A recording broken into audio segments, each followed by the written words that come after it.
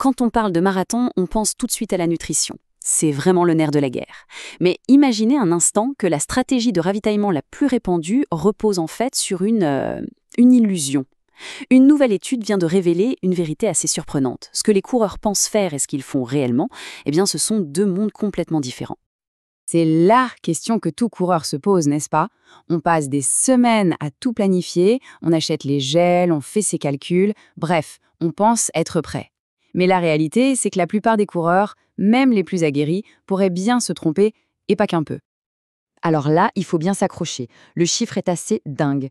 Une étude vraiment novatrice vient de le prouver. En moyenne, les marathoniens surestiment leur apport en glucides d'un facteur 2. Oui, oui, on parle bien du double. C'est comme penser faire le plein et repartir avec le réservoir à moitié vide. Et attention, on ne parle pas d'une petite erreur de calcul, c'est un déficit énergétique énorme, capable de ruiner des mois et des mois d'entraînement. La vraie question, c'est comment est-ce possible? Comment une erreur aussi grosse a-t-elle pu passer sous les radars pendant si longtemps? Pour le comprendre, il faut s'intéresser à la manière dont les chercheurs ont travaillé. Et c'est là que ça devient super intéressant. Ce qui change tout avec cette étude, c'est sa méthode. Fini les questionnaires où l'on demande aux athlètes de se souvenir de ce qu'ils ont mangé.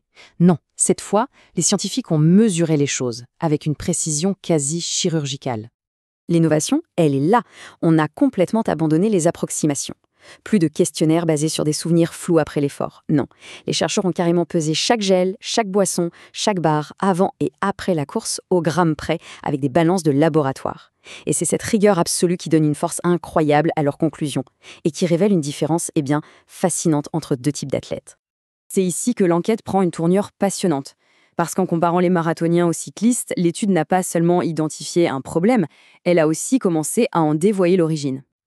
Alors ce graphique, il parle de lui-même. C'est sans appel. On recommande 90 grammes de glucides par heure. Les cyclistes, eux, arrivent à 50 grammes.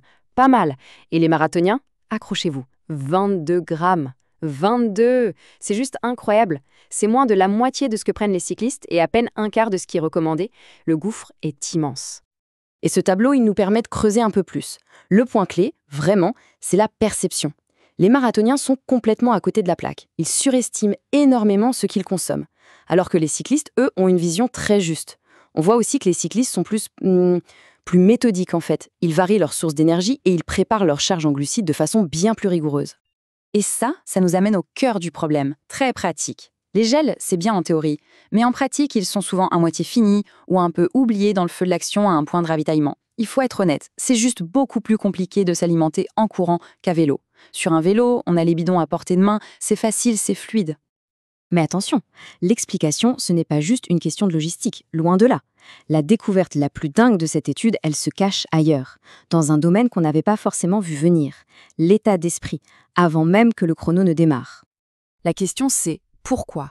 Pourquoi un tel écart? Comment des athlètes qui sont si rigoureux, si méticuleux dans leur entraînement, peuvent-ils se planter à ce point sur la nutrition? Eh bien, l'explication la plus simple, celle qui vient tout de suite à l'esprit, c'est en fait une fausse piste. On a tous tendance à penser que c'est la faute des estomacs fragiles, des problèmes digestifs. Mais l'étude, elle est très claire là-dessus, ce n'est pas la cause principale. En fait, très peu de coureurs ont signalé de gros soucis gastro-intestinaux. Non, la vraie raison, elle est beaucoup plus subtile. Elle est comportementale. Et voilà les 3 facteurs qui permettent de prédire si le ravitaillement sera réussi ou non. Le premier, c'est la discipline.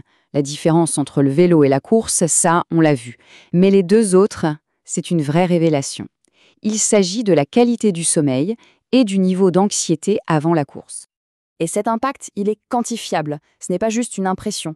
Le sommeil et l'anxiété, juste ces 2 facteurs-là, expliquent à eux seuls 41% des différences de consommation de glucides entre les athlètes.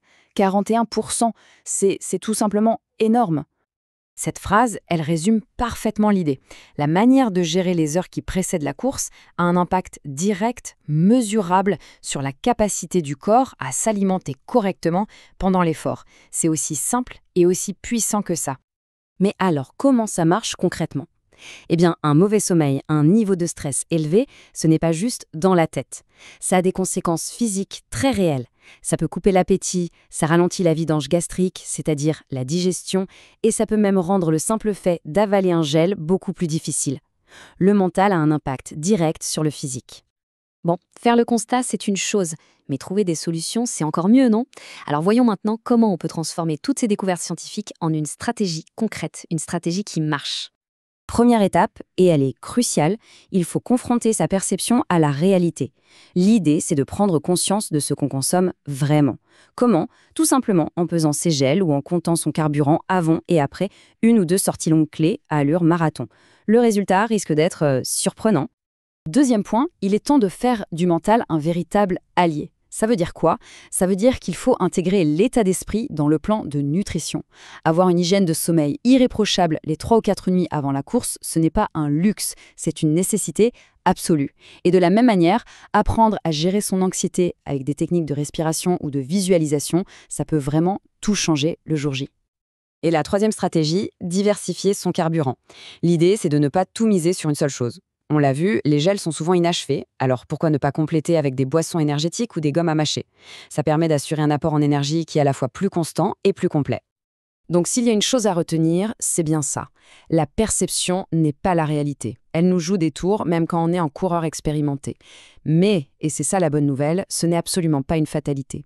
La solution est à portée de main, elle est basée sur des habitudes, des comportements, et elle ne demande qu'à être testée. Finalement, ça nous laisse avec une question assez provocante. Et si la clé du prochain record personnel ne se trouvait pas sur la route, dans un plan d'entraînement encore plus poussé, mais plutôt dans la chambre à coucher, dans une meilleure nuit de sommeil et un esprit plus calme? Eh bien, la science, elle, semble pencher clairement vers le oui. C'est une piste à explorer, c'est certain.